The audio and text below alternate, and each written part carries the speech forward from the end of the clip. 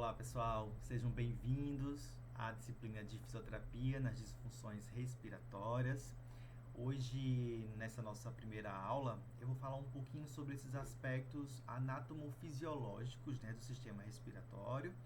Essa aula é uma aula introdutória, ou seja, é uma aula onde a gente vai começar a entender um pouquinho alguns conceitos relacionados às questões do sistema respiratório. E eu costumo dizer que é a aula assim, que eu julgo ser uma das mais importantes, porque é uma aula base, é uma aula que vai fundamentar todo o teu conhecimento, aplicação de técnicas, vai fazer com que você possa entender também os aspectos fisiopatológicos, que estão por trás das doenças respiratórias. Então, assim, um fisioterapeuta respiratório que não entende de fisiologia, e também, por consequência, anatomia, do sistema respiratório, ele terá provavelmente muita dificuldade de entender a aplicação ou até mesmo a atuação fisioterapêutica dentro desse contexto de fisioterapia respiratória, Então, eu chamo aqui a atenção para que vocês possam, além de assistir essa aula, que obviamente é um recorte, da fisiologia, da anatomia, que vocês possam também se aprofundar tanto no material que eu disponibilizei para vocês aqui na sala virtual, como também por meio de livros e outros materiais que vocês possam identificar. Eu digo tanto em meio virtual como videoaulas e também por outros meios, leitura de artigos, leitura de livros ou capítulos, enfim, para que vocês possam ter um aprofundamento em algumas coisas que vocês acharem realmente que seja necessário, tá? Então, a nossa primeira parte da aula, ela vai tocar basicamente os aspectos mais gerais da anatomia, que eu vou tentar ser um pouco mais rápido, eu vou trazer para vocês um pouco de algumas já dá algumas ideias de correlação com questão algumas doenças, enfim, alguns entendimentos para que vocês possam já fazer essas relações entre o que é fisiológico, entre o que é anatômico, dentro da normalidade anatômica, em comparação com aquilo que já tem um desvio da normalidade anatômica ou fisiológica, tá bom? Então, vamos entender um pouquinho sobre todos esses aspectos aqui do conteúdo dessa aula. Ela vai ser dividida em algumas partes, essa vai ser, portanto, a primeira parte, tá bom? Então, primeiro eu preciso falar para vocês que a gente tem que entender o que é ou qual é a função dos nossos pulmões, Quando eu penso em função pulmonar, um dos autores que são autores super conceituados, que trazem já há anos esse tipo de conhecimento, é o West, que tem um livro muito conhecido, que é o livro de Fisiologia Respiratória, um livro pequenininho, é um livro, de certo modo, até um pouco curto, porém com algum grau de complexidade em algumas partes. E é mais interessante que ele diz que o pulmão ele existe para realizar trocas gasosas, E quando a gente fala troca gasosa, é principalmente fazer com que haja uma troca entre oxigênio e dióxido de carbono, O2 e CO2. Esta é a função primária, é permitir que esse oxigênio que está no ar ambiente, ou então suplementado por meio de uma máscara, por meio de um catéter nasal, por exemplo, ele possa sair deste meio externo e ele possa adentrar no nosso organismo. E aí, a grande função do pulmão é permitir com que haja essa troca. Então, nós temos aqui um sistema de troca. Você me traz oxigênio e eu te dou em troca um dióxido de carbono que não faz bem para o nosso corpo quando está em altas concentrações. Então, o pulmão, além dessa, que é a sua função cardinal, a mais importante, também tem outras funções, como por exemplo as funções metabólicas, porque ele consegue metabolizar determinados compostos, fazendo a sua eliminação do corpo por via gasosa, principalmente, mas ele também consegue filtrar materiais que não são desejados dentro dos nossos nosso sistema respiratório, não apenas nos pulmões, tá? Mas no sistema respiratório nós temos determinados como se fossem, eu vou chamar de filamentos, tá? Mas são pequenos filamentos ou como se fossem, vamos pensar aqui no nariz, nós temos pelinhos que vão ajudar, por exemplo, a evitar a entrada de determinadas partículas maiores na via respiratória. Então, assim como nós temos no nariz, nós temos ao longo de todo o sistema respiratório pequenos filamentos que vão evitar com que determinados materiais eles adentrem mais profundamente no sistema respiratório e também vão favorecer a remoção de materiais que já estejam lá dentro, tá? Então, age também uma outra função, né, de acordo com este, é que os nossos pulmões eles agem como um grande reservatório de sangue, porque de fato os nossos pulmões eles armazenam uma grande quantidade de sangue, e eu vou falar um pouco mais sobre isso daqui a pouco. Porém, como já falei para vocês, a função cardinal é a troca de gases, é a troca gasosa por meio da difusão, tá bom? Então aqui nós temos o sistema respiratório como importantíssimo na manutenção do equilíbrio ácido-básico. E quando eu falo em equilíbrio ácido-básico, gente, sem me aprofundar demais aqui, mas vocês podem à vontade se aprofundar, eu estou falando principalmente do pH sanguíneo. Por meio das concentrações de dióxido de carbono, principalmente, a gente consegue manobrar, tá? Dar algum tipo de manobrar, manusear, assim como queiram, tá? Valores de pH sanguíneo. A gente sabe que o pH ele pode tender para uma acidez ou para uma alcalose, que a gente chama, né? Que é mais básico. E os dois extremos são ruins, tá? E um sistema respiratório ele tem uma função muitíssimo importante de controlar a concentração, ou melhor, controlar essa reguinha de nem ir muito para baixo, nem ir muito para cima, nem ácido, nem básico demais, né? E isso acontece por meio das concentrações de CO2. O pulmão ele pode reter CO2, ou seja, reduzindo a sua frequência respiratória, acumular dióxido de carbono, ou ele pode lavar CO2 ou jogar fora esse CO2 por meio do aumento da frequência respiratória. E a gente consegue, na terapia intensiva, por exemplo, fazer isso de modo muito apropriado com o uso do ventilador mecânico, por exemplo, né? Com controle da frequência respiratória. A fonação, obviamente, para eu poder estar me comunicando aqui com vocês verbalmente, eu preciso que o ar passe pelas cordas vocais, gere as vibrações e eu consiga entonar minha voz mais alta ou mais baixa, tá bom? Defesa pulmonar, eu acabei de falar um pouquinho sobre essa questão dos filamentos, da proteção respiratória, das barreiras que o nosso sistema respiratório ele impõe. E a parte metabólica, que eu também já comentei com vocês, que a gente consegue fazer esse controle. Determinados tipos de substâncias, eles podem ser modificados a sua concentração. Eu falei por via gasosa, mas também por via sanguínea. E aqui é importante chamar a atenção, porque eu comentei com vocês que o pulmão ele é um grande armazenador de sangue, né? Então pensem que o pulmão ele é altamente irrigado e essa irrigação favorece também o transporte por via sanguínea de determinadas substâncias. Então a gente consegue também eliminar substâncias por via sanguínea, né, no pulmão ou nos pulmões. E eu queria chamar só a atenção aqui, falando da referência, essa referência que é muito importante também, assim como este, e um livro maior, mas um livro extremamente didático de fisiologia aplicada ao sistema respiratório. Então, quem tiver a oportunidade, eu super recomendo que vocês possam acessar o livro do Hulkzin, que é um livro muitíssimo didático e de um entendimento muito claro da fisiologia respiratória, tá? Então, a gente já entendeu um pouquinho dessas funções, é interessante começar a pensar como o nosso sistema respiratório, ele é organizado. Então, a gente consegue organizar o sistema respiratório tanto do ponto de vista estrutural, anatomicamente falando, como também do ponto de vista funcional, com relação às suas funções, ou seja, as suas atribuições funcionais, né? Então, do ponto de vista estrutural, eu consigo separar o sistema respiratório em trato respiratório superior e trato respiratório inferior.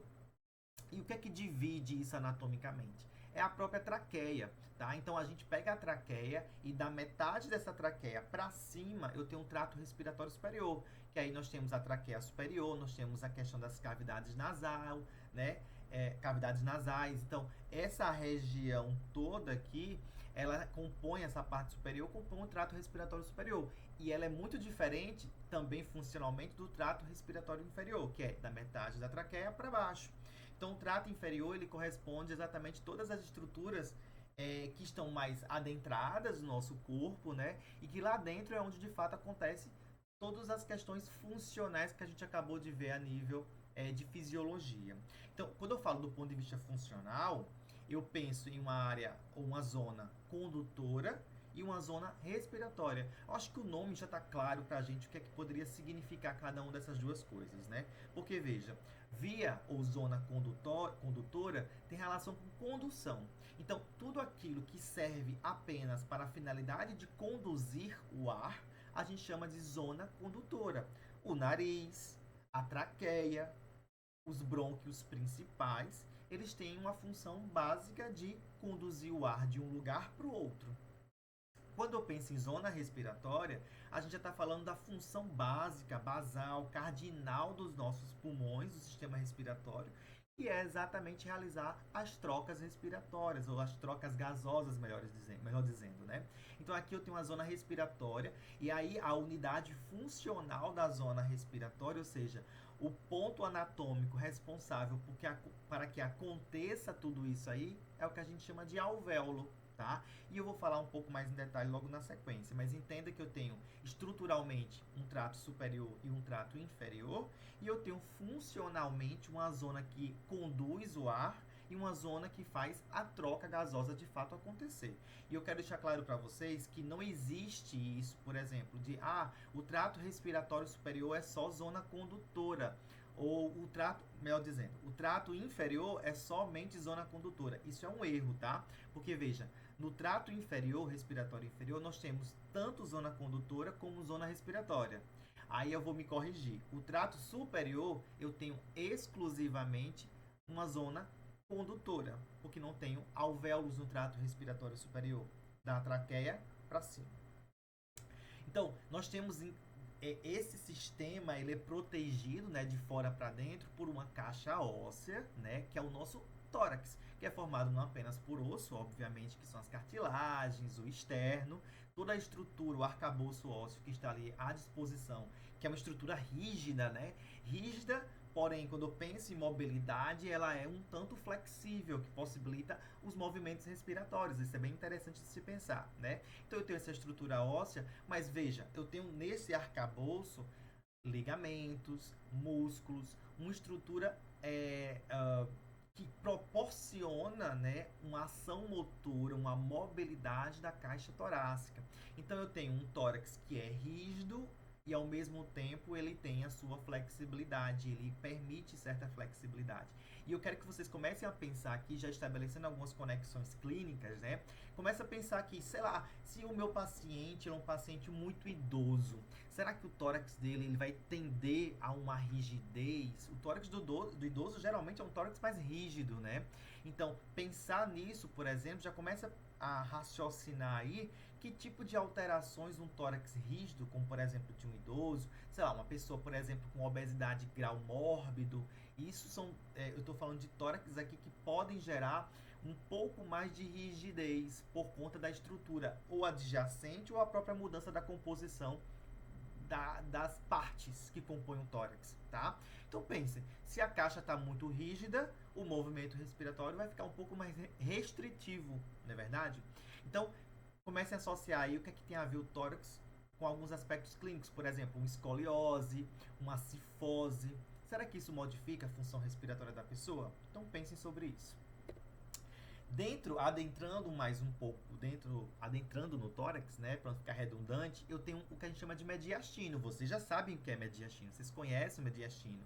É nesse local que a gente no mediastino que a gente possui uma série de órgãos vitais, como o próprio coração, os pulmões. Então, é uma estrutura, o mediastino é uma localização anatômica onde estão inseridos órgãos importantíssimos, estruturas vitais para o nosso corpo.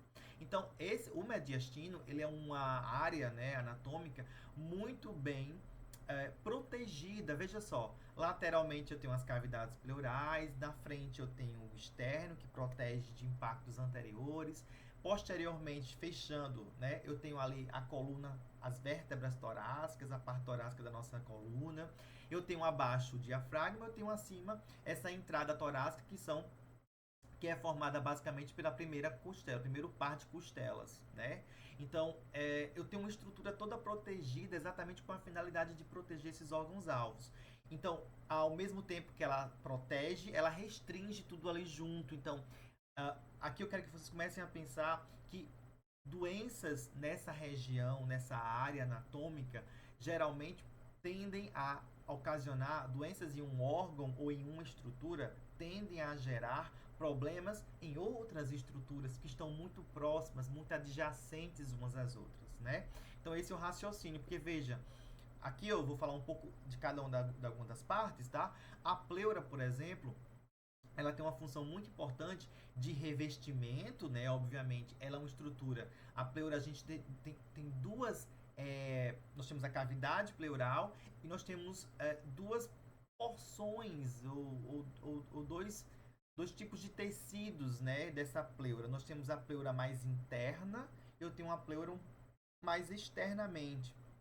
Então, essas duas estruturas, que na verdade a gente pensa muitas vezes a pleura como um espaço real, mas é na verdade um espaço que a gente chama de virtual, porque não é um espaço que a gente consegue, numa pleura normal, sadia, a gente não consegue visualizá-la normalmente, né? Então, o normal da pleura é não ser vista, apesar de ter duas camadas específicas, né? O normal da pleura é não ser vista, porque quando ela passa a ser vista, significa que tem algum problema nessa pleura. Vamos entender um pouquinho. Ela serve para revestir, né? Ela tem uma relação muito direta, né, com as estruturas pulmonares, então elas adentram nas fissuras, entre os lóbulos, se aproxima muito do diafragma, então ela é aderida internamente a todas essas estruturas. Então a gente tem aí a pleura que a gente chama de pleura visceral, né, que é essa camada mais interna que está em contato muitas vezes direto com o nosso pulmão, por exemplo. E eu tenho mais externamente a pleura que a gente chama de pleura parietal, né? Que é essa camada mais externa entre essas duas, a visceral que é mais interna e a parietal que é mais externa, eu tenho o que a gente chama de cavidade pleural, que é esse espaço que na verdade tem uma quantidade de líquido fisiológico, que é o líquido pleural, e esse líquido ele tem uma função muitíssimo importante, que é permitir que haja o deslizamento de uma pleura sobre a outra. Então, a função da pleura não é uma função puramente de proteger, mas é uma função de facilitar ou promover um melhor deslizamento dessas estruturas que estão ali dentro do mediastino, com ênfase, obviamente, para os pulmões, porque considerando, obviamente, quem movimenta ali dentro são os pulmões e também o coração, que tem um movimento um pouco mais restritivo. Mas quem movimenta mais a caixa torácica, ou seja, o mediastino nesse caso, são os nossos pulmões durante a ins e a expiração. Então, as pleuras elas favorecem esse deslizamento. Então, esse líquido pleural, eles têm eu vou dizer que é como se fosse um óleo que eu vou colocar ali, que já existe fisiologicamente, para permitir que haja um deslizamento sem grandes dificuldades. E aí eu quero que vocês pensem, se essa quantidade de líquido está exagerada ou está em menor quantidade, o que é que pode acontecer com esse deslizamento, gente? Vai ficar dificultado, né?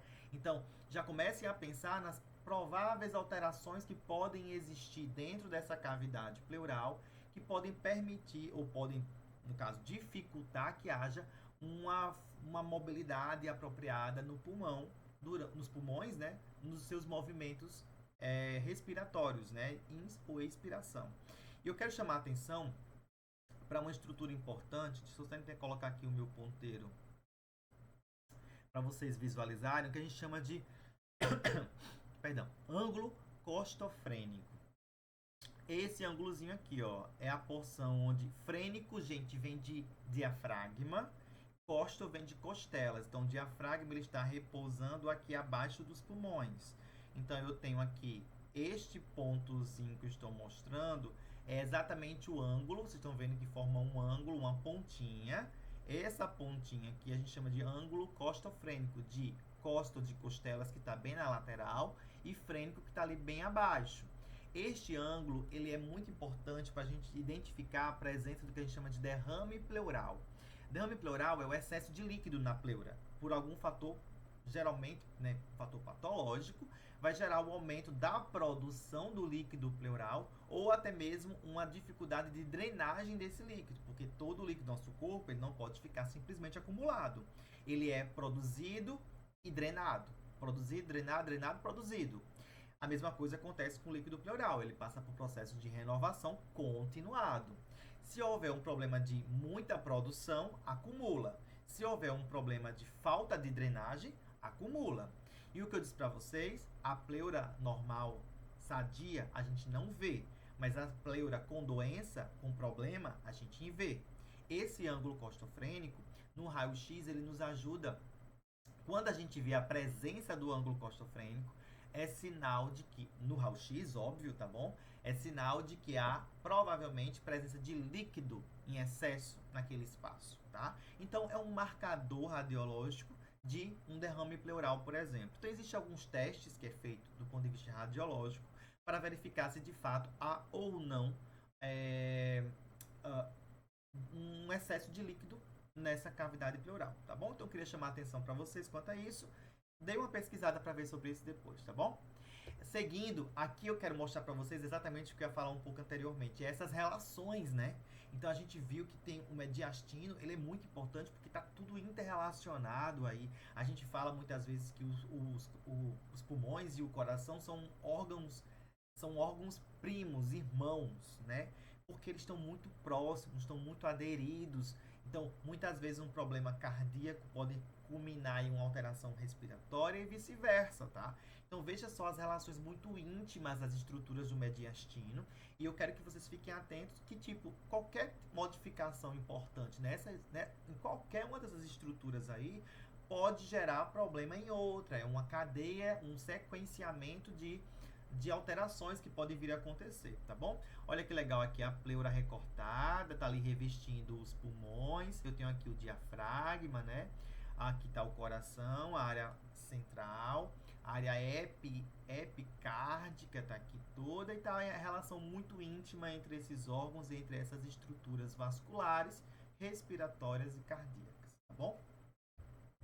Bem, falando dos pulmões, propriamente dito, eu preciso dizer para vocês que os pulmões, eles têm uma forma cônica, ou seja, ele tem um ápice que é um pouco mais estreitinho e tem uma base um pouco mais alargada.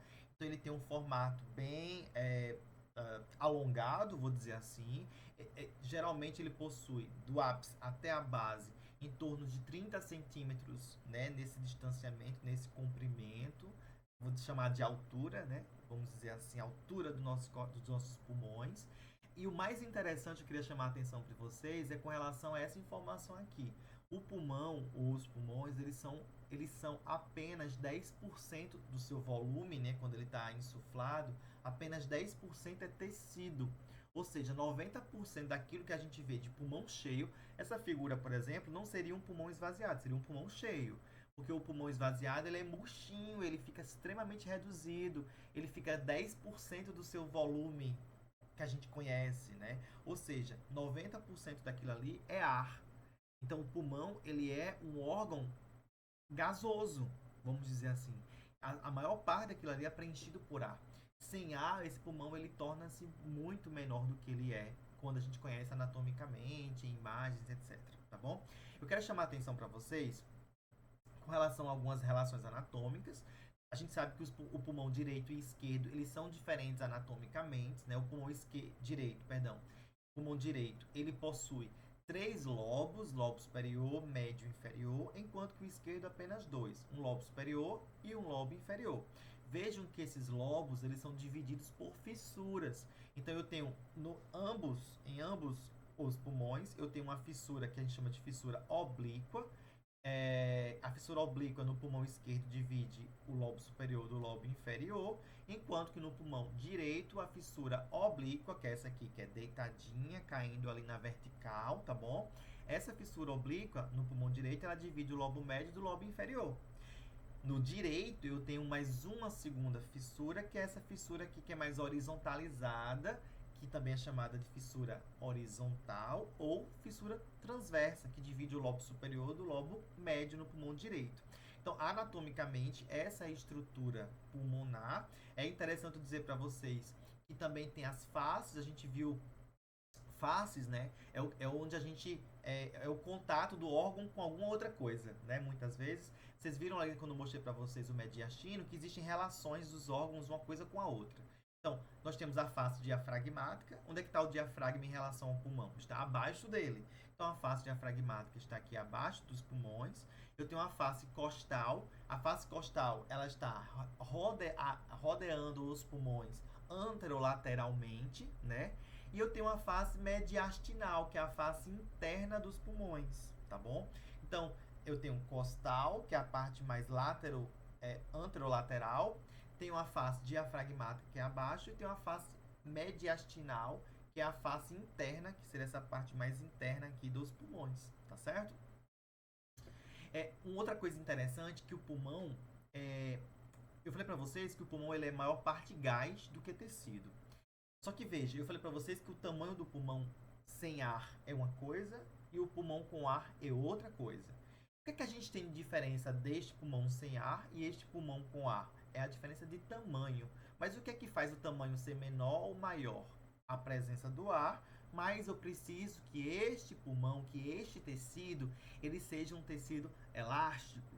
E aqui está o grande barato do nosso pulmão, dos nossos pulmões. Eles possuem propriedades elásticas muito importantes. É essa variação elástica, é essa tendência de elasticidade, de esticar e recolher que o pulmão possui, que faz com que a gente tenha a ins e a expiração. Na inspiração, o pulmão se enche, ele estica. Na expiração, o pulmão recolhe, ele reduz. Então, essas propriedades elásticas é quem garantem que a gente tenha um funcionamento adequado dos nossos pulmões, do nosso sistema respiratório, tá bom? Então, o que está agindo para que essas propriedades elásticas elas entrem em ação? Nós temos as chamadas força de tensão alveolar e tensão tecidual. Olha lá, alveolar, todo mundo lembra que o alvéolo está dentro, eu vou chegar nos alvéolos, mas vocês provavelmente já sabem dessas informações, é só uma revisão, tá? Os alvéolos estão dentro do pulmão. Os alvéolos são a unidade funcional dos pulmões. O que é que significa dizer isso? Que é lá onde acontece a grande parte, a maior parte das trocas gasosas, tá bom? Então, os alvéolos, portanto, recebem este volume de ar e proporcionam essa troca gasosa. Então, eu tenho ali uma tensão alveolar. Esses alvéolos, eles se esticam e eles se recolhem.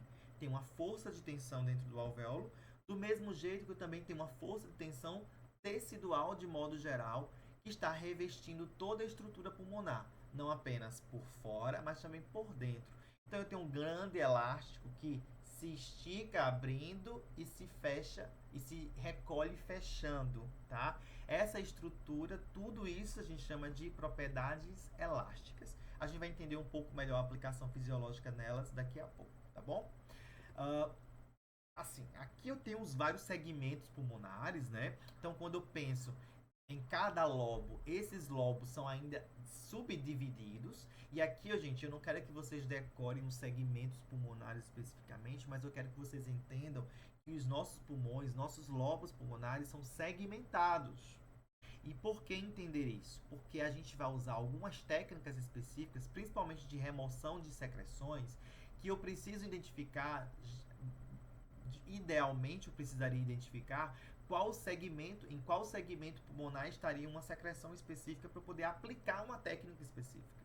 Então, entender os segmentos é importante para que vocês consigam entender, assim, por uma localização topográfica, no momento de uma ausculta pulmonar, por exemplo, que lobo é esse, que segmento provavelmente é este que está comprometido na minha ausculta, por exemplo, para eu poder aplicar uma técnica que de repente auxilie na remoção daquela secreção, por exemplo. Ou também, gente, é muito importante entender o segmento quando eu for analisar, por exemplo, um raio-x, uma radiografia de tórax, para poder verificar a situação pulmonar do meu paciente. Então é interessante saber, mas eu deixo que vocês vão entendendo isso aos poucos, não precisa decorar isso aqui como uma tabela periódica, uma tabuada, mas para vocês entenderem essas partes pulmonares, saberem que elas existem, obviamente, e poder entender as suas interrelações, tá bom? Eu tô falando dos pulmões, eu tô ali de fora para dentro, eu falei de caixa torácica, mediastinos, relações mediastinais, cheguei nas pleuras, entrei nos pulmões, agora eu tô entrando mais ainda nos pulmões, entendendo um pouquinho, gente, o que são essas vias aéreas e como acontece esse fluxo aéreo. Aéreo vem de ar, tá bom? Então, vias aéreas é por onde o ar passa. E o fluxo, lembrem-se, toda vez eu vou falar muito sobre fluxo, sobre pressão, eu vou falar sobre várias denominações físicas, tá bom? Fluxo, gente, toda vez que eu falar em fluxo, seja ele qual for, pode ser do sangue, pode ser do ar, tá bom? Qualquer outro tipo de fluxo. Eu estou falando de velocidade. Eu estou falando de velocidade com que aquele material, tá? Ele sai de um lugar para o outro. Vias aéreas, pense em vias como sendo conduções, como fossem ruas, avenidas, tá? Meios de passagem, locais de condução do ar. Então, o nosso pulmão, ele é repleto de tubos, né, de ramificações. A gente começa do tubo maior deles, que é a traqueia, e esse tubo maior vai se ramificando, vejam só aí no meu slide, em brônquios, bronquíolos, e aí vão indo para bronquíolos cada vez menores. A gente tem em torno de 23 gerações de ramificações. O que significa dizer isso? É como se um ramo de uma árvore, um tronco dessa árvore aqui, ó, central, ela se ramifica para um lado só, de um único tronco, ela se ramifica 23 vezes. Um único tronco se ramifica em 23 vezes. Isso é muito, gente. Isso é gigantesco. Para vocês terem a proporção do alcance das zonas, o alcance das vias respiratórias, das vias aéreas, tá bom? Então é um alcance muito grande. E tudo isso é dentro da nossa caixa torácica, veja só que interessante, tá? Mas as ramificações, elas vão sendo das maiores ramificações até as menores ramificações, tá bom? Então a gente tem a zona condutora, né? Quando eu falo de via aérea, eu tenho aquilo que vocês acabaram de ver de zona condutora, e tenho um conceito que eu vou falar em outro momento ainda um pouco mais especificamente, mas um conceito que a gente chama de espaço morto anatômico. O que é isso, gente? Espaço morto, o espaço morto, eu quero que vocês pensem assim, morto é tudo aquilo que eu não consigo fazer uma troca, não tem vida. Isso seria o morto, tá? Pensem que o ar passa, mas o ar não é... Pense assim, tá entrando ar, mas o ar não está sendo aproveitado. Esse ar que está passando por aquele espaço que não está sendo aproveitado, significa dizer que aquele espaço é um espaço morto. É um espaço que, vou dizer que ele não serve, mas ele não serve para a função pulmonar, que é troca gasosa. Vocês entendem isso? O espaço morto, ele é um espaço... Eu estou falando só do espaço morto, tá? Esquece o anatômico por enquanto. O espaço morto significa dizer um espaço que não gera função. É um espaço que não entrega a função esperada, tá? Quando eu falo desse espaço morto anatômico, eu estou me referindo a um espaço que, devido à sua anatomia, ele é um espaço morto. Então, gente, espaço morto anatômico, vocês vão ouvir com um sinônimo de zona condutora.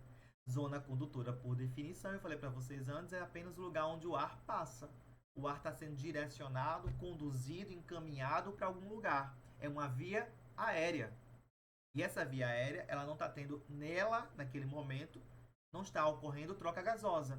E neste caso, é anatômico por quê? Porque a troca gasosa não está ocorrendo porque naquele espaço não há uma estrutura anatômica funcional que permita a troca gasosa.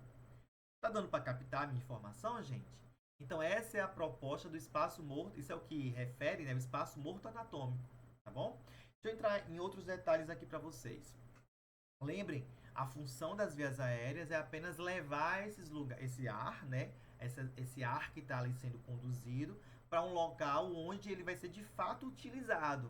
Então, o espaço morto vai levar a um espaço de vida, que é onde haverá a troca, onde haverá de fato a função acontecendo, tá bom? Então, lembre-se que as vias aéreas, elas permitem isso. E eu quero falar do fluxo aqui, já começar a falar para vocês, que o fluxo aéreo, ele se modifica ao longo deste percurso. São 23 ordens de segmentação que vai ter nessa árvore brônquica. É bastante segmentação. Eu começo de uma árvore mais larga até chegar numa árvore mais pequenininha, muito pequena, por onde esse ar vai passar. Eu quero que vocês pensem que até alcançar ali toda essa zona condutora, o ar, gente, o fluxo, ele é muito turbulento. O que é um fluxo turbulento? É um fluxo rápido. Eu inspiro ar, o ar entra pelo meu nariz ou pela minha boca, né? E ele entra de uma vez, um pancadão, tá batendo um ar muito forte nas paredes dos brônquios. E esse ar com um fluxo que a gente chama de turbilionar, ele vai indo rápido, rápido, rápido, em alta velocidade, com fluxo bem intenso, né, com velocidade bem intensa, até alcançar uma zona que a gente chama de zonas de transição ou zonas respiratórias, que naquele ponto lá no final da cadeia de ramificações, na altura da 17ª, 18ª ramificação, olha ali na minha imagem, aqui ó. Neste ponto aqui, a gente já começa a ter, gente, pequenas estruturas alveolares. Então, a partir desses pontos, deste ponto aqui, nós já começamos a ter uma mudança no fluxo aéreo. O fluxo aéreo que começou turbilionar, turbulento, agitado, com alta velocidade, ele começa a reduzir a sua velocidade. A gente vai entender um pouquinho melhor por que isso acontece, tá bom? Mas reduz essa velocidade até alcançar as estruturas mais periféricas dos nossos pulmões, que são os salco-alveolares, ductos alveolares, e aqui, ó, veja, toda essa borda aqui já está repleta de alvéolos. Por que chama de área de transição, gente? Porque ainda é uma zona de condução, porém, já começa a ter alguma troca gasosa, tá bom? Então, nós temos, nossa, eu falei tudo isso, ó. Nós temos os componentes das vias aéreas, nós temos as vias aéreas, a traqueia, começando nela, e vai se segmentando em brônquios, bronquíolos, até chegar nas estruturas mais terminais, que são os ductos alveolares, tá bom? Então, é essa aqui que a gente está visualizando. Falei para vocês que o fluxo respiratório ele começa lá em cima. Veja que o diâmetro é bem maior, esse diâmetro vai se recolhendo, reduzindo cada vez mais. Então, eu quero mostrar para vocês que o fluxo aéreo ele vai se modificando de um fluxo mais turbilionar e ele vai terminar com um fluxo mais lentificado. Porque quando chega nessa área, gente, vocês estão vendo que aqui forma um grande balão, né? Olha esse espaço aéreo aqui, ó. Aqui nós temos os sacos alveolares, os ductos alveolares, que vão formando esses grandes sacos, espaços aéreos. O ar, quando entra aí, ele se espalha. É como se ele chegasse, ele fosse uma mangueira de água. Eu gosto muito de falar nisso. Eu pego uma mangueira de água e eu coloco o meu dedo ali na ponta. Esse fluxo ele vai acelerar, bem rápido. Só que se eu abro aqui essa mangueira, à medida que eu abro a mangueira, que eu aumento o diâmetro da mangueira, esse fluxo ele começa a ficar mais lento e mais lento. Então é como se eu tivesse lá no início uma mangueira com o dedinho na ponta que o fluxo acelera, e aqui na periferia eu tenho agora uma mangueira de boca aberta, livre, e o fluxo ele fica mais lento. Então, acontece isso por conta da própria estrutura anatômica, tá bom? Eu estou me entrando muito em detalhes aqui, mas enfim, só para vocês entenderem, e eu acho isso um barato da gente entender, para a gente captar como é que funciona isso lá na estrutura mais importante dos nossos pulmões. Bem, é mais importante porque ela é funcional, tá? Mas tudo é importante. Se não tivesse a parte mais... o trato superior, por exemplo, o trato respiratório superior não conseguiria nunca ter troca gasosa. Então, tudo é importante, mas a unidade funcional está aqui. É aqui onde a coisa acontece de fato, tá? E eu quero que vocês observem agora que eu vou entrar num outro assunto aqui, que vejam que esses ductos, esses sacos, os alvéolos, eles estão sendo envoltos. Vocês estão vendo aí uma coloração que ficou um pouco mais avermelhada. E o que é isso, gente? Essa coloração nada mais é do que o sangue. Então, de novo, a troca gasosa ela se faz por meio da ventilação do ar, mas eu preciso ter sangue do outro lado dessa troca para ela acontecer de fato. Então, é líquido e ar e líquido para que aconteça isso. Então, eu preciso ter capilares sanguíneos dispersos por toda a árvore brônquica para que isso aconteça, para que a troca gasosa de fato ela aconteça, tá bom? Então, vamos começar a falar um pouquinho sobre isso. Vocês com certeza lembram que a gente tem uma grande circulação, que é a circulação sistêmica, e eu tenho uma pequena circulação, que é a circulação pulmonar. Essa pequena circulação, ela é formada, lembra, né, que a pequena circulação, ela vai ali do ventrículo direito, ela começa no ventrículo direito do nosso coração, obviamente, e ela retorna para o átrio esquerdo, tá? Então, é uma entrada e uma saída da pequena circulação. E é interessante que vocês saibam que ali eu tenho dois tipos de sistemas circulatórios, vamos dizer assim. Eu tenho dois tipos de irrigação. Eu tenho uma irrigação que é toda voltada para a troca gasosa e eu tenho uma irrigação que é meramente nutricional. Eu não falo meramente para diminuir não, tá? Porque se não tivesse nutrição, a estrutura morreria, correto? Mas eu quero que vocês entendam que eu tenho artérias e veias que chamamos de pulmonares e eu tenho artérias e veias brônquicas. Olha só que árvore linda que está sendo formada aí. Tudo que está na cor mais clara, mais bege, é a estrutura anatômica da árvore brônquica e tudo que está vermelho é a estrutura sanguínea da circulação. E vejam que essa circulação ela acompanha todo o trajeto, né, brônquico. E esse acompanhamento é exatamente feito pelas artérias e veias pulmonares para favorecer a troca gasosa. Então, todo o trajeto das artérias e veias pulmonares, eles correm junto dos brônquios, bronquíolos e todas as estruturas pulmonares para favorecer, principalmente na parte mais periférica, né, favorecer a troca gasosa. Então, já comentei com vocês, a circulação ela começa aqui no ventrículo direito, a gente chama de circulação arterial, né? Sai do ventrículo direito um sangue arterial. Este sangue arterial, ele adentra nos pulmões. Então eu tenho o ventrículo direito, artéria pulmonar, tronco da artéria pulmonar, artérias pulmonares direita e esquerda. Deixa eu só verificar aqui, ó. Artérias pulmonares, ó, aqui eu tenho artéria pulmonar no caso direita, artéria pulmonar esquerda. Essas artérias pulmonares, elas vão fazer o que? Levar o sangue arterial para cada um dos seus respectivos pulmões. Depois da volta, esse sangue retorna pelas veias pulmonares. É um sistema venoso. Eu tenho duas veias de um lado, duas veias de outro lado, cada veia duas veias para cada pulmão, e ambas veias desembocam no átrio esquerdo. E aqui é interessante, vocês devem lembrar disso, que aqui é o único lugar do nosso corpo onde o sangue arterial ele é um sangue desoxigenado, é um sangue pobre em O2, enquanto que o sangue venoso, no caso da pequena circulação, é um sangue rico em O2. Por quê? Porque o sangue entra no sistema respiratório para ser oxigenado e sai de lá já cheio de oxigênio. Mas isso não inverte a lógica do arterial e pulmonar na pequena circulação. Uma coisa importante é que esse sangue entre o arterial e entre o venoso, eu tenho uma rede gigantesca de capilares, né? O sangue entra pelas artérias, essas artérias vão se ramificando em arteríolas, ficando cada vez menores, mas traz um sangue azul, entre aspas, né? O sangue azul aqui é para representar o sangue com pouco oxigênio, sem oxigênio. E esse sangue, ele passa por um alvéolo que está aqui dentro, ó, ele vai se ramificando nas arteríolas e vai se tornando capilares, né? E essa rede de capilares é responsável por essa transição de um sangue arterial desoxigenado para um sangue venoso agora oxigenado. Veja que a cor muda de azul para vermelho. O que é que significa dizer isso? Que houve nesse trânsito, ou seja, nessa rede, ao longo desse trajeto capilar, né, nos capilares, houve ali uma troca gasosa, tá bom? Houve aí o que a gente chama de hematose, né? Eu tinha esquecido o termo, chama de hematose, que é exatamente a troca gasosa, uma troca hematose, uma troca gasosa junta com sanguínea, né? Circulatório, respiratório, tudo junto ali, integrado.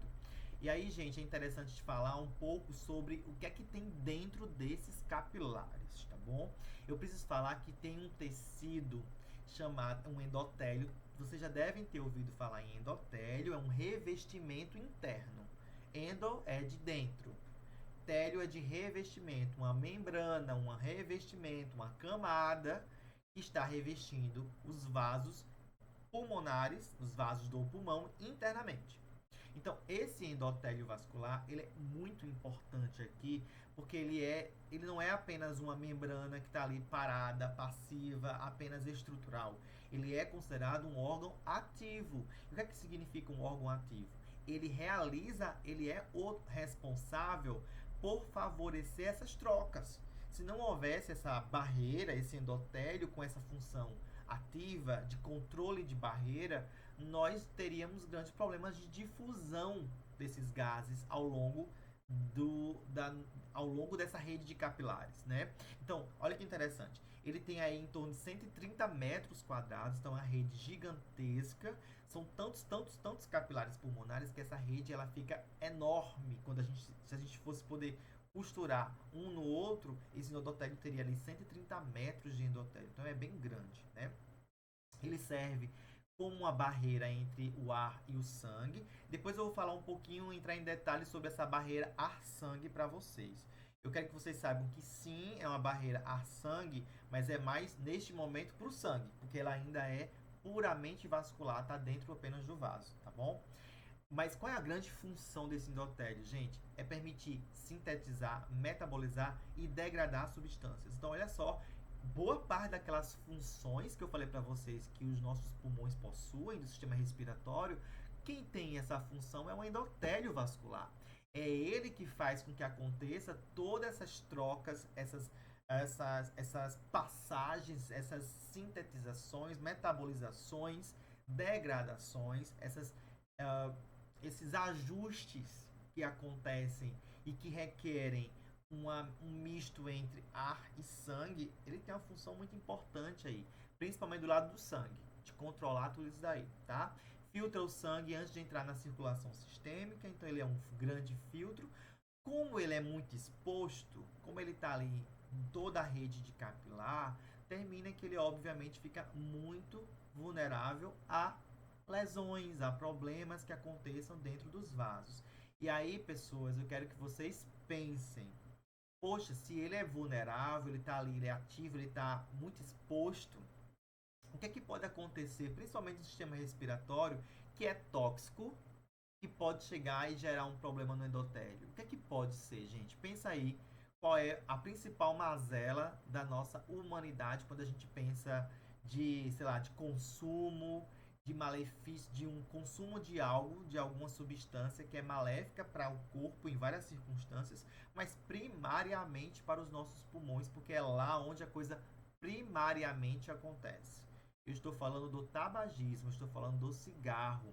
E aqui o tabaco e todas as suas substâncias que podem estar relacionadas a isso, né, vai gerar uma lesão importante no endotélio, porque ele é um filtro. Se esse filtro está passando muita fumaça no filtro, o filtro vai ficar sujo. Vocês entendem isso? E esse filtro que ele inflama. E essa inflamação deste filtro é um grande problema, gente, tá bom? Então, mais uma relação que eu quero que vocês façam aí. Então, deixa eu falar um pouquinho, eu vou falar do fluxo, mas não é fluxo, é pressão da circulação pulmonar. Essa rede de capilares é muito interessante porque começa, assim como a rede, as vias aéreas, elas começam mais calibrosas e reduzem o seu calibre, a mesma coisa é a parte circulatória, gente. Eu começo com a artéria pulmonar enorme, encorpada, eu ia falar dilatada, mas não está certo, tá? Mas bem delgada, crescida, aumentada, fisiologicamente, anatomicamente falando, né? E ela de repente reduz até chegar naquela pequena rede de capilares. Isso ou seja, é idêntico no brônquio e na rede de circulatória, tá bom? No sistema circulatório. Então, o sangue, portanto, ele começa com a pressão lá em cima, de um jeito, lá alta, no começo do sistema, e essa pressão ela vai reduzindo ao longo do sistema. Então, a maior característica aqui da nossa circulação pulmonar, ela é uma circulação que a gente chama de baixa resistência e alta complacência. Vejam só o que quer dizer cada uma dessas palavras. Resistência, gente, é assim, ó, pensem comigo. Uma resistência, eu estou querendo empurrar a minha mão contra a outra mão. Então, eu estou aqui empurrando. Essa mão em oposição, ela está impondo uma resistência a esta minha mão que está tentando esmurrar aqui. Então, se eu tenho um aumento de resistência, está acontecendo isso. Eu tento empurrar e não consigo, porque a resistência é grande. Baixa resistência é o contrário. Eu empurro e eu consigo, cede. A resistência cede porque ela é baixa e eu consigo seguir. Então, baixa resistência significa o sangue flui tranquilamente, principalmente na periferia. Alta complacência, pense, uma pessoa muito complacente. O que é uma pessoa complacente? É que aceita demais, é que é flexível demais, é que abre demais para os outros, é uma pessoa que, eu vou aceitar, eu só digo sim. Isso é complacência. A mesma ideia de complacência material que eu estou falando aqui, é o tecido complacente. Ou seja, existe na rede de capilares, tá bom? Uma grande capacidade de vasodilatação, de complacência, de disponibilidade de espaço para que armazene-se mais e mais sangue, tá bom?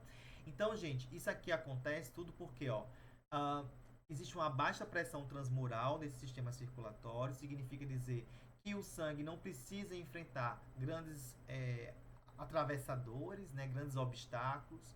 Tem um maior diâmetro, eu digo maior diâmetro na rede capilar porque ele é flexível, dilata-se com facilidade. Então, onde se abre mais espaço, o sangue consegue se acumular, se armazenar com maior tranquilidade. Lembra, deixa eu fazer um paralelo aqui com vocês. Eu acabei de falar agora há pouco sobre a questão do fluxo aéreo, né? Eu falei para vocês que o fluxo ele é de um jeito, a história da mangueira, né? O fluxo começa de um jeito, com a mangueira um pouco mais apertadinha, soltando o ar mais, um fluxo mais turbulento, e depois se abre o espaço e o fluxo fica mais lento. É a mesma lógica. Se eu tenho uma vasodilatação, esse fluxo sanguíneo ele reduz a sua velocidade. As paredes desse sistema vascular ele é mais fino, porque o endotélio precisa ser fino para possibilitar a passagem. E eu vou falar daqui a pouco de membrana alvéolo-capilar, que é exatamente a junção entre alvéolo e capilar. Existe uma membrana que divide esse espaço, e essa membrana inclui o endotélio, tá bom? E tem o que a gente chama de menor tônus vascular de repouso, que é o tônus. Tônus é o que, gente? É a musculatura em repouso. Então, meu músculo está aqui em repouso, por mais que eu não esteja contraindo esse músculo voluntariamente, tá bom? Ele mantém um tônus basal. O que é isso? É uma tensão muscular. Então, toda a parede dos vasos, elas mantêm um tônus, mas o tônus é bem baixo. E o que é que isso favorece? Dilatação. O tônus é baixo, não está apertando com força, está dilatando, ele está sendo mais leve, tá bom? E eu tenho algumas curiosidades, tá? Que eu acho interessante falar para vocês. O volume da circulação pulmonar, gente, é em torno de 500 ml. 500 ml corresponde a mais ou menos 10% do volume total do débito cardíaco de uma pessoa. Dizem que o coração, né, isso é verdadeiro na média da população. Por minuto, o coração bombeia 5 litros. Esse é o volume de circulatório que a gente tem geral do nosso corpo. 10% disso corresponde a 500 ml, tá? Então, só 10%, que é bastante, fica circulando dentro do nosso pulmão, tá? Ou seja, o pulmão ele acumula 6 vezes mais débito cardíaco do que todos os outros órgãos do nosso corpo. Por isso que ele é uma esponjinha. Uma esponja ele tem aquele tamanho dela, mas ela é vácuo ali dentro. Tem vários espaços vazios que se preenchem com líquido na esponja. A mesma lógica é aqui dos nossos pulmões. Ele é um órgão mais irrigado no nosso corpo. 40 a 50% do peso do pulmão é sangue. Então, se for pesar o pulmão sem sangue, ele é uma coisa. Com sangue, ele tem 50% mais de peso.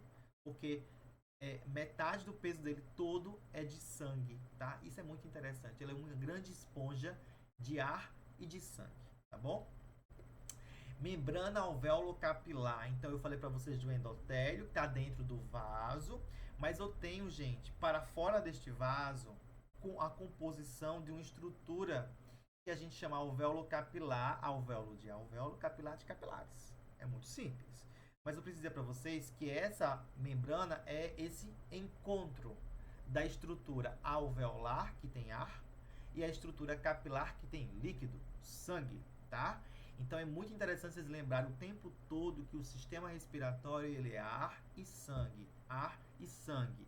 Se um desses dois, gente, faltar nesse processo, algo vai dar muito errado. Eu preciso de uma proporção ajustada, não necessariamente equivalente, meio a meio, mas de uma proporção equilibrada, ou eu vou falar ajustada, tá? Porque não é necessariamente equilibrada, mas uma proporção adequada entre quantidade de ar e quantidade de sangue. Se um dos dois tiver ou muito ou pouco, isso vai dar um grande problema. Então vamos lá. Os alvéolos são sacos aéreos. Eu deixo te mostrar aqui, ó. Isso aqui é um alvéolo. Tá vendo que ali dentro tem O2, tá entrando O2, tá saindo CO2. Isso aqui é um saco, é um alvéolo. É um espaço alveolar, um saco aéreo, tá? Ao redor dele, gente, a gente tá vendo aqui capilares. Eu tenho um sistema circulatório ao redor dele. E eu tenho, vamos olhar aqui em detalhe, ó. Eu tenho uma membrana, que é uma membrana do alvéolo, tá aqui. Eu tenho uma membrana que é a membrana do capilar. A gente acabou de ouvir falar sobre o endotélio capilar. E eu tenho as duas coisas, gente, que tá aqui, ó. Aqui, ó. Tá com o nome de membrana respiratória. O que é a membrana respiratória? É a membrana alvéolo capilar. Então, membrana alvéolo capilar é a junção da membrana alveolar com o endotélio capilar, que no caso eu vou chamar de membrana vascular. Essas duas juntas formam a membrana alvéolo capilar. E a saúde da membrana alvéolo capilar é muito importante para o sistema respiratório como um todo, para a manutenção de todas aquelas funções que eu falei para vocês no começo e tenho falado até agora, tá? Nós temos aí mais de 500 milhões de alvéolos. O tamanho do alvéolo é muito pequenininho, mas ele super cresce com o volume de ar, né? Então ele consegue crescer em volume, reduzir drasticamente. Mas eu quero que vocês entendam aqui a relação muito íntima, de novo, estou ressaltando isso, entre capilar e alvéolo, entre alvéolo e capilar, tá bom? E essa membrana aqui é a união entre essas duas estruturas. Vou ter que trazer um conceito para vocês chamado lei de Fick, tá bom? Que também é chamado, gente, na literatura como lei da difusão. O que é que diz a lei de Fick? Vamos lá. A quantidade de gás que se move através de uma lâmina de tecido. Calma. Gás, o ar, vou chamar de ar, tá bom? A quantidade de ar que passa através de uma lâmina de um tecido, vou chamar de membrana. A quantidade de ar que atravessa essa membrana, ela é proporcional a... Cadê? A quantidade de gás que atravessa essa lâmina de tecido é proporcional à área dessa lâmina. Ou seja, o que é uma coisa proporcional? Quanto maior um, maior o outro. É proporcional. Então, quanto maior a área, maior a transfusão ali, maior o transpassamento. A palavra correta é difusão, tá? Mas quanto maior a área, mais gás eu consigo atravessar de um lugar para o outro. É diretamente proporcional. Mas é inversa a sua espessura. Olha só, gente, o que quer dizer isso? Quanto mais fina for a membrana e quanto maior for a membrana, mais gás vai passar por ela. Essa é a lei de Fick. Que a quantidade de gás que passa por meio de um tecido, ela vai ser proporcional ao tamanho do tecido, ou seja, a área do tecido. Ou seja, proporcional é quanto mais área, mais ar passa, mais gás passa. E é inversamente proporcional à sua espessura. Ou seja, quanto que é inversamente? É quanto menor, maior. Não é isso? Quanto menos espesso, mais gás passa. Então essa é a lei de Fick. É a lei que diz que quanto maior a área e menor a espessura, mais gás vai passar de um lado para o outro. Então, é muito interessante. Aí eu vou trazer as características básicas da membrana alvéolo-capilar. Olha só. A membrana alvéolo-capilar ela é muito fina, possui uma área de 50 a 100 metros quadrados. Ou seja, ela é uma lâmina fina de tecido e ela é uma lâmina fina e extensa, grande em área. Portanto, gente, ela é bem capacitada para a função de troca gasosa porque ela segue a lei de Fick. Vocês conseguem entender isso? Então, essa aqui é muito importante, essa ideia, porque eu vou entrar agora nos problemas disso aqui, tá bom? Então, a membrana alvéolo-capilar ela é altamente capacitada para a troca gasosa, porque ela é grande e fina. Olha só que interessante.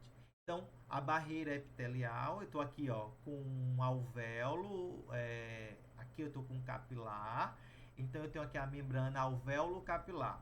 Tenho do lado, deste lado aqui, eu tenho um alvéolo saudável, uma membrana alvéolo-capilar saudável, e eu tenho uma membrana alvéolo-capilar com dano causado por uma lesão aguda, pulmonar aguda, tá bom? Eu vou falar um pouquinho da estrutura dessa membrana. Eu quero muito que vocês se atentem, porque agora eu vou focar um pouquinho na membrana, mas eu vou falar um pouco mais da membrana alveolar, porque a membrana do epitélio, do endotélio, eu já falei um pouquinho para vocês, do endotélio vascular, tá bom? Vou falar um pouquinho da alveolar, tá? Ela é composta principalmente por dois tipos de células. Eu tenho as células Os chamadas células tipo 1 são os pneumócitos tipo 1. 95%, gente, da área aqui, ó, é formado por pneumócitos tipo 1. E eu tenho, gente, apenas 2 a 5% de um outro tipo de célula, que é a tipo 2, que é a pneumócitos tipo 2. Olha só que interessante. Tá aqui, olha, a função. A função da tipo 1, deixa eu falar para vocês logo, é meramente estrutural. Os pneumócitos tipo 1, eles servem basicamente para poder dar a estrutura anatômica daquele alvéolo. É uma membrana, ou melhor dizendo, é uma célula estrutural, tá? A principal função é a estrutura. Agora, quando eu for para o pneumócito tipo 2, ele já é uma membrana com uma função extremamente importante, que é a produção essa palavra que nunca mais deverá sair da cabeça de vocês, produção do surfactante. E, muito importante, duas funções. Na restauração do epitélio que foi danificado. Então, ela recupera a parede, ela recupera a membrana e ela produz surfactante. Esse surfactante vai entrar na nossa história daqui a pouco, mas eu já vou adiantar para vocês que ele é uma barreira, eu vou dizer que é uma barreira líquida, tá bom? Que vai auxiliar na manutenção da abertura dos alvéolos. Porque, veja, eu estou adiantando super a história aqui agora, mas é para vocês entenderem as coisas, daqui a pouco eu repito. O alvéolo, durante a ins, ele enche. Durante a ex, ele não esvazia completo. Mesmo na ex, o alvéolo, obviamente, ele reduz muito seu tamanho, tá bom? Por isso que a gente vê aquele movimento respiratório. Mas ele não fica zero de ar. Por que ele não fica zero de ar? Porque se ele ficasse zero de ar, gente, ele colabaria. Ele entraria em colapso. Quem é que mantém o alvéolo aberto durante a expiração? É o surfactante, tá bom? O surfactante tem essa função importantíssima que eu vou entrar em detalhes na parte 2 da nossa aula, tá bom? Pois bem, então eu tenho aqui a estrutura e função do alvéolo mantida. Tem lá os macrófagos que estão ali, ó, para fazer aquela coisa que eu falei para vocês de eliminação, né? Lembra? Eliminar determinados tipos de... fazer o metabolismo, né? Etc. Bem, vamos lá. Desse outro lado eu tenho uma lesão no tecido. E eu quero muito chamar a atenção para vocês dessa membrana aqui, que se forma, que chama de membrana hialina. Mas eu quero que vocês pensem, ó, tem necrose da célula tipo 1. Necrosou a célula tipo 1, perdeu o quê? Perdeu barreira, né? A célula tipo 2, ela tá com problema porque ela, cadê a célula tipo 2? Ela começou a ser degenerada por conta dessa membrana hialina, degenerou a célula tipo 2, então perde função de produção de surfactante, ela não vai conseguir reconstruir essas células que foram perdidas aqui, etc. Gente, quando a gente tem um processo de edema celular dentro do alvéolo, uma alteração edematosa, uma modificação estrutural ali, esse alvéolo ele tende ao colabamento. Ele tende a gerar um processo inflamatório muito extenso. E veja só, se a barreira, pessoas, pensem comigo, se a barreira alvéolo capilar, ela engrossou, ela ficou larga, o que acontece com a difusão, de acordo com a lei de Fick, o que acontece com a difusão? Pensem aí comigo. A difusão fica comprometida, gente. Porque a extensão pode estar até a mesma. Ela continua grande. Porém, agora ela formou uma barreira bem maior, porque agora tem um edema. Olha o tamanho desse troço aqui, ó. Isso aqui, gente, não vai favorecer a troca gasosa nesse tecido, nessa membrana, através dessa membrana. Então, o maior problema da barreira estar com algum tipo de edema, alguma coisa, processo inflamatório ali, é que não vai favorecer a troca gasosa. Não vai entrar O2 na corrente sanguínea, não vai sair CO2 da corrente sanguínea, tá bom? Tá, eu falei da estrutura mais macro para a estrutura mais micro do pulmão. Eu comecei lá em cima da caixa torácica, entrei no pulmão, falei dos bronquíolos, sistema circulatório, cheguei no alvéolo, que é a unidade funcional. Mas agora eu preciso para vocês que o pulmão sozinho, os pulmões sozinhos, não vão fazer o sistema respiratório acontecer. Esses pulmões, eles precisam de um outro mecanismo, que é um mecanismo motor. Eu preciso de uma bomba muscular que faça com que esse sistema respiratório, os pulmões, gerem que a sua função aconteça de fato, né? Porque estruturalmente o pulmão tá ok. Só que a função dele só vai acontecer se a gente tiver uma bomba muscular que faça a ação motora acontecer. Então eu tenho dois componentes básicos. Eu já falei dos componentes pulmões e agora eu preciso falar dos componentes musculares, tá bom? Vamos entender um pouquinho rapidinho aqui. Preciso dizer para vocês que os músculos respiratórios, diferentemente dos outros músculos, né, músculos esqueléticos, lisos, etc., eles têm uma ação muito própria e muito interessante, né? Os músculos estão ali na função, na ação de deslocar ritmicamente a parede do tórax para que haja ventilação pulmonar e a gente consiga fazer a difusão dos gases, que é a troca gasosa dentro dos pulmões, não é isso? Então, precisamos da bomba para acontecer isso. Esses músculos, para eles fazerem isso 24 horas por dia, ininterruptamente, eu preciso que eles tenham condições fisiológicas e estruturais de darem conta disso acontecer. Então, qual é a principal característica de todos os músculos respiratórios?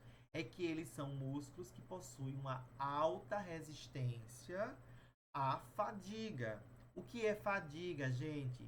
Vamos pensar em cansaço? A fadiga é o cansaço.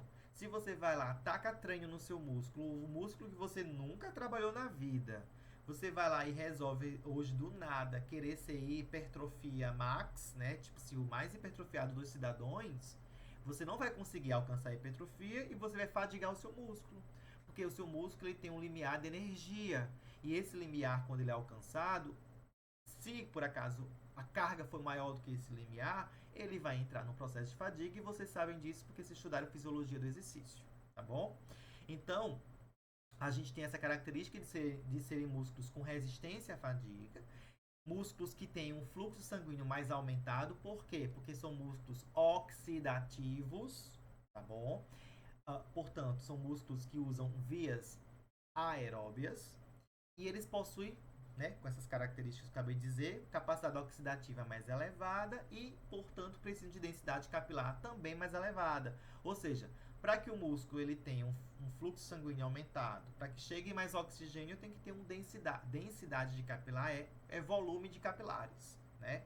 Então, os músculos respiratórios, eles são altamente vascularizados, são altamente oxigenados, certo? Para que eles possam ter suas funções adequadas, ajustadas para a sua principal atribuição, que eu acabei de dizer que é aquela ação ali em cima. E outra coisa interessante que eu vou comentar com vocês é que o controle dos músculos respiratórios é um controle tanto voluntário como involuntário. Eu respiro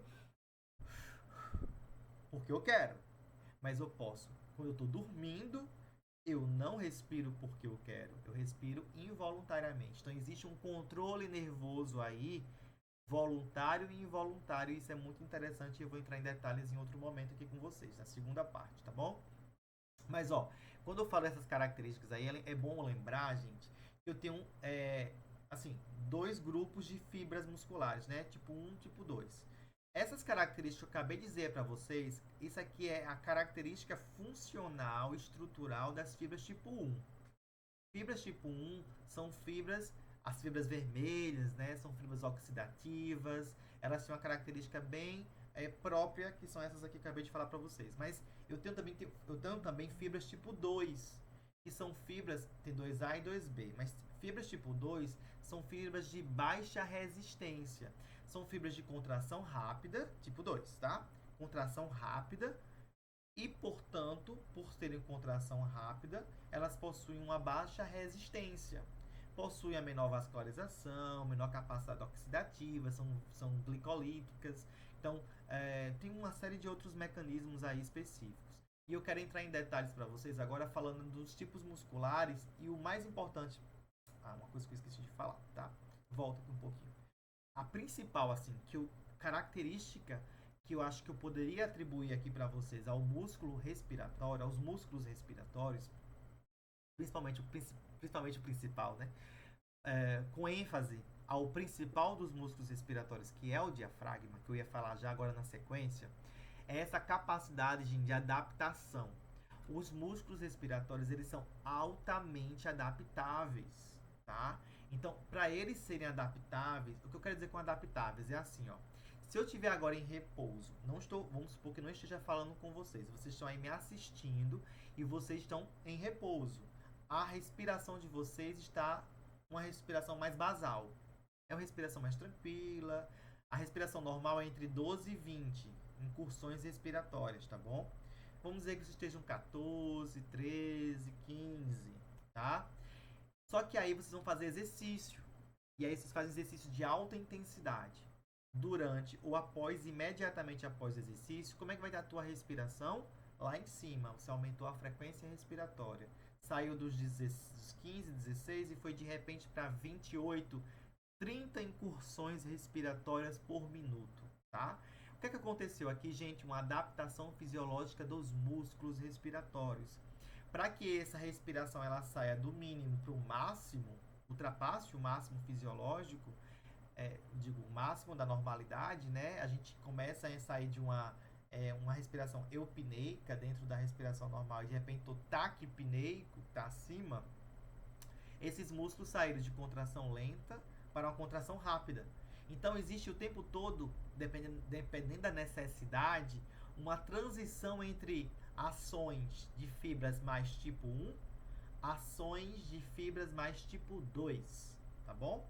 Então eu queria chamar a atenção para vocês que essas variações de ação muscular respiratória torna esses músculos altamente adaptáveis à sua demanda específica. Agora sim, vou falar do diafragma. É o principal músculo da nossa respiração. 80% das fibras dele são fibras que resistem à fadiga. E aí, gente, 55% são fibras tipo 1 e 25%, aproximadamente 80%, tá? Essa conta é exatamente isso. Vai dar fibras tipo 2. Entre fibras tipo 2A e 2B, essas 2A, elas ainda são mais resistentes do que a 2B, tá bom? Então, tem uma pequena diferença entre 2A e 2B, depois vocês podem dar uma pesquisada sobre isso. Mas é muito interessante para vocês já verem que existe em todos os músculos respiratórios um componente misto de fibras musculares. Exatamente para aquilo que eu acabei de falar para vocês, para a capacidade adaptativa do músculo, tá bom? A variação, olha, do nível do volume do tórax, 75% acontece com a respiração calma, tranquila. O que é que significa dizer isso? Esse movimento que a gente vê no tórax, ele essa mobilidade acontece somente, 75% da mobilidade torácica todinha acontece com a respiração basal, que é a respiração dentro daqueles limites que eu falei. 12 a 20 incursões respiratórias por minuto, IRPM, tá bom?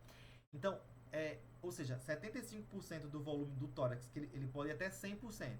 75% dessa movimentação acontece com a respiração calma, tá? Esse nosso diafragma, ele pode ir, gente, num volume corrente normal, VC é volume corrente normal, tá? Que tá ali. Ele pode ir de 1 centímetro de mobilidade, então ele pode mover 1 centímetro para cima, para baixo, até 10 centímetros. Olha, estou exagerando, né? 10 centímetros de variação. Então, o diafragma ele pode se mover muito pouco, numa respiração normal, ou muito, ou mais, né? Numa respiração mais acentuada. E aí tem um termozinho interessante chamado excursão diafragmática. O que é a excursão diafragmática? É o movimento do diafragma. Então, o diafragma ele se movimenta em diferentes posições. Eu digo assim, a posição sentada é pior para o movimento diafragmático do que a posição decúbito dorsal semifáula, que é aquela dali, ó. Tá? Com inclinação de cabeceira em torno de 45 graus de inclinação, tá bom? 45, 40, tá bom? É uma inclinaçãozinha bem pequena. Essa posição aqui gera uma melhor mobilidade do tórax, melhor dizendo, uma melhor mobilidade do diafragma. Sentado é pior, por quê? Porque sentado eu tenho o peso dos pulmões e eu tenho a pressão intraabdominal que aumenta. Então, o diafragma não consegue se movimentar tanto, tá bom? Então, a posição corporal interfere também na mobilidade do diafragma. Então, 1 centímetro a 10 centímetros, nem sempre. Depende da posição do sujeito, tá bom? O diafragma, eu vou falar muito rapidamente. Eu acho que eu até vou colocar um vídeo para vocês na sala virtual sobre isso. Mas o diafragma é formado por 3 componentes. Eu tenho um componente tendíneo, que é essa área central aqui, ó. Tendão, gente, não tem contração. É um componente apenas estrutural, de fixação. Não é nem tão fixação assim, porque ele está praticamente solto, tá bom? Mas é um componente não contrátil. E eu tenho 2 componentes contráteis, que é a porção costal do diafragma, que é essa parte aqui, que se origina, eu tinha esquecido, que se origina nas vértebras, desculpa, no apêndice estifoide, né? E também nas últimas 6 costelas, né? Das últimas 6 costelas é o local de origem desse músculo, dessa porção costal. E eu tenho uma porção que a gente chama de porção crural. Essa porção crural é uma porção que tem origem nas primeiras 3 vértebras torácicas, tá bom? Então, eu tenho 2 porções musculares. Inclusive, é interessante dizer, gente, que a gente considera... É como se o diafragma ele fosse 2 músculos diferentes. Eu tenho um músculo costal, entre aspas, músculo. Eu tenho um músculo crural, porque eles têm comportamentos completamente diferentes. Eles têm origens embrionárias diferentes, mecanismos diferentes, eles são bem diferentes. Então, é como se o diafragma tivesse dentro dele 2 músculos diferentes, tá bom? Mas tudo é o diafragma. É importante salientar que o diafragma é inervado pelo nervo frênico. É um nervo que está ali na medula, na parte mais superior, na altura da cervical. E isso é importante quando a gente lembra de traumas, trauma de medula. Foi um trauma muito alto, foi em C3, desculpa, C5, né, C4, C6. Então, pega ainda níveis, aliás, acima disso aí já pode até lesionar nervo frênico, tá? Então, lesionou o nervo frênico, a pessoa vai ser dependente de ventilação mecânica, por exemplo, tá? Se a lesão foi completa, por exemplo. Então, saber disso, vocês terem noção quando vocês forem para terapia intensiva, esse tipo de coisa, tá? Mas vamos voltar aqui, se eu me lembrar que eu estava falando para vocês. Então, eu tenho 2 músculos aqui. Tem uma porção costal e uma porção crural, tá? Se comportam diferentemente. O que é que eu vou dizer para vocês aqui a princípio? Todas elas vão se inserir nesse tendão central. Então, eu tenho as origens diferentes, mas a inserção é comum. Então, tanto a porção costal como a porção crural, elas se inserem no tendão central, no centro tendíneo do diafragma, tá bom? E esse centro tendíneo, gente, ele forma uma cúpula, a gente chama de cúpula diafragmática. É uma parte mais alta. A direita é mais alta do que a esquerda, porque a direita, ali embaixo, eu tenho o fígado e na esquerda eu tenho o estômago. Então, geralmente, a direita é mais alta do que a esquerda, tá? No caso, a minha direita é essa. A direita é mais alta do que a esquerda. Então, o que acontece?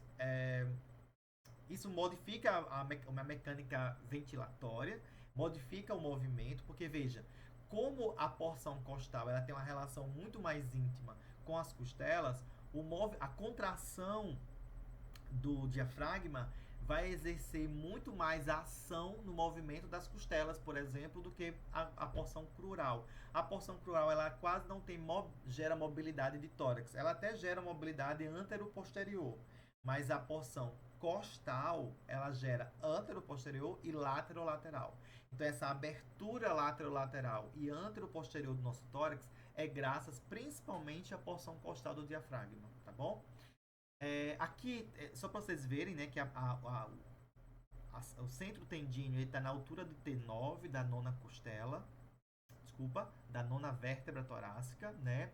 E aqui estão os movimentos que a gente vai ter, né? Os movimentos das fibras musculares. Então, eu tenho o movimento de abertura do tórax, AA, tórax abre lateralmente, e eu tenho AB, que é a abertura do tórax anteroposteriormente. Então, esse movimento de abertura lateral e anteroposterior, ele acontece graças, principalmente, à porção costal do diafragma.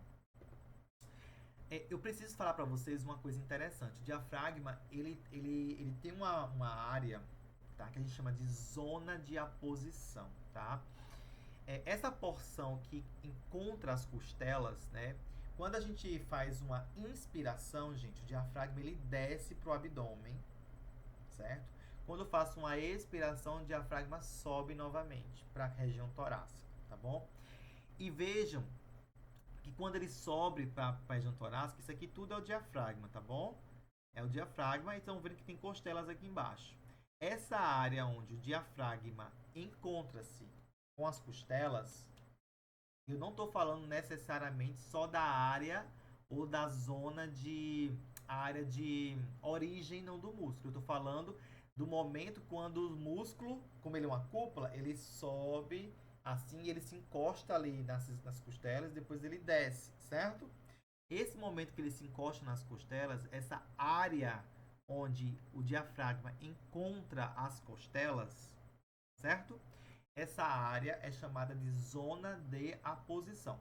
Ponto. Isso é uma coisa que vocês têm que saber. Acabou a história. Ponto. Qual é a importância dessa zona de aposição, gente? Eu vou falar um conceito para vocês, que é o conceito de... tá aqui, ó, insuflação pulmonar. Eu vou falar de hiperinsuflação pulmonar. Hiperinsuflação pulmonar. Aí você junta hiperinsuflação pulmonar. Então, o que é o conceito de hiperinsuflação pulmonar? HI, tá? Hiperinsuflação. Qual é o conceito disso? É de um pulmão muito cheio. O que é uma coisa insuflada? Eu pegar uma bexiga e insuflar a bexiga, encher. Hiperinsuflar uma bexiga é insuflar uma bexiga para além do normal. Chega um momento que a bexiga estoura. Eu passei do limite elástico da bexiga. Tudo certo? Isso é uma hiperinsuflação. A zona de aposição ela é uma medida interessante de hiperinsuflação pulmonar. Ou uma medida, ela determina, ajuda a determinar o grau de insuflação pulmonar. Por que isso, gente? Veja, os pulmões estão aqui em cima, né? Isso estão aqui em cima. Se os pulmões estão muito cheios, o diafragma vai ficar mais alto ou mais baixo, gente? Se os pulmões estão muito cheios, excessivamente cheios, não conseguem esvaziar todo o ar, o diafragma ele fica rebaixado. O diafragma se abaixa. Se o diafragma se abaixa muito, tá bom, pessoas? O que acontece com a zona de aposição, gente? Vocês acham que a área de contato entre diafragma e costelas fica maior ou menor quando o pulmão está exageradamente cheio? Pensem comigo. Se o pulmão está exageradamente cheio, ele vai empurrar o diafragma para baixo. A área que o contato entre diafragma e costelas estava grande, aqui, ó, e agora ele vai reduzir. Estou aqui com o meu diafragma, estou aqui com o meu pulmão, estou aqui com a minha costela. Se o meu diafragma, se o meu pulmão começa a empurrar o meu diafragma para baixo, o que é que acontece com a área de contato com as minhas costelas? Vai se perdendo, vai saindo, sei lá, de um contato maior para um contato menor. Então, pessoas, vamos lá ao que eu quero dizer para vocês. Quanto mais hiperinsuflado for o pulmão, menor a zona de aposição. Anotem essa informação. Anotem essa informação, tá bom? Quanto maior a hiperinsuflação, menor a zona de aposição. Ou o contrário. Quanto menor a zona de aposição, maior é o grau de insuflação pulmonar. É a mesma lógica, gente. Então, decidam como vocês querem pensar, tá? E é sobre isso.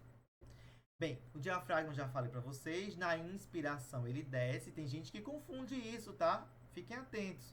Na inspiração, o diafragma ele faz um movimento contra o abdômen. Na expiração, ele relaxa e o abdômen, que aumentou ali a pressão intraabdominal, né? Quando empurrou, o abdômen empurra esse diafragma para cima, tá bom? Não se confundam quanto a isso. Outros músculos respiratórios. Até agora eu falei do diafragma, que é o mais importante, mas tem outros motores principais e acessórios aqui, ó. E aí vocês vão vendo sempre, gente, ó, as fibras tipo 1, tá bom? Pra vocês terem uma ideia de como é que tá a distribuição das fibras aqui, ó. Mas, ó, vamos lá. Escalenos intercostais. Lembrando que os intercostais têm externos e internos e externos. E cada um deles tem uma pegada diferente. Vou mostrar daqui a pouco para vocês. O esternocleidomastoide, tá? Escalenos intercostais são motores primários da inspiração. Principalmente inspiração, tá bom? O esternocleidomastoide, ele não é o motor principal da inspiração, mas ele é um acessório. O que é que significa dizer acessório? É um adicional. Quando a gente, por exemplo, faz uma inspiração muito profunda, eu uso o esternocleidomastoide para abrir a parte final superior aqui do meu tórax. Então, ele é um complementar. Ele só vai ser acionado, gente, quando a pessoa está muito hiperinsuflada ou quando a pessoa ela está inspirando, respirando muito rápido. A pessoa fica um ataque apneia, por exemplo, e aí usa muito o esternocleidomastoide. Guardem essa informação. O esternocleidomastoide é muito importante porque ele é um músculo que eu vou olhar muito nos meus pacientes com doença crônica respiratória, principalmente doenças obstrutivas como DPOC, algumas pessoas que têm asma ou as duas coisas juntas, tá bom? Então, guardem essa informação. Pessoas tabagistas de muitos anos, abdominais, eles já são músculos expiratórios, tá bom? Então é interessante lembrar que os únicos músculos expiratórios que a gente tem são músculos abdominais, ele tem uma função puramente respiratória, tá? Vamos entender aqui as setinhas, ó. Então eu tenho aqui os músculos que a gente vai ter músculos inspiratórios, principalmente a gente vai ter, como eu falei para vocês, escalenos, os intercostais internos. Os intercostais externos, gente, eles vão ter uma função muito mais de tensionamento, tá? Cadê, gente? Aqui, ó. Desculpa. De tensionamento da musculatura.